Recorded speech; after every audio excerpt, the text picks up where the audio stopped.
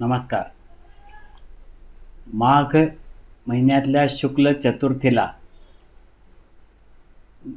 गणपतीची आपण जयंती साजरी करतो, गणेश जयंती. ही गणेश जयंती ज्या ठिकाणी स्थापित मूर्ती असते, म्हणजे मंदिरातली मूर्ती जिथं असते, त्या ठिकाणी गणेश जयंती विशेषतः साजरी केली जाते. भाद्रपद महिन्यातली जी असते ती आपण घरी पार्थिव गणेश पूजन प्रत्येकाच्या घरी आपण करत असतो.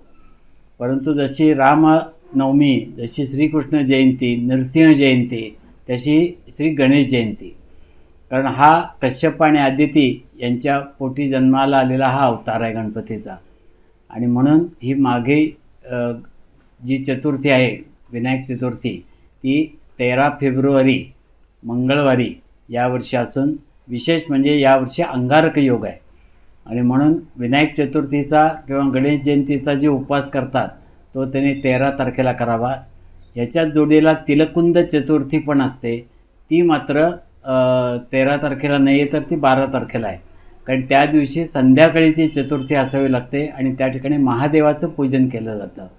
परंतु ज्यांना गणेश जयंती साजरी करायची आहे, विनायक चतुर्थीचा उपवास करायचा आहे, त्यांनी 13 तारखेला मंगळवारी हा आपलं हे व्रत करावं आणि गणेश जयंती साजरी करावी. ज्या ठिकाणी गणपतीची मंदिरं आहेत त्या ठिकाणी विशेषतः ही गणेश जयंतीचा उत्सव हा सर्वत्र साजरा केला जातो, संपूर्ण भारतामध्ये. एबीपी माझा, उघडा डोळे बघा नीट.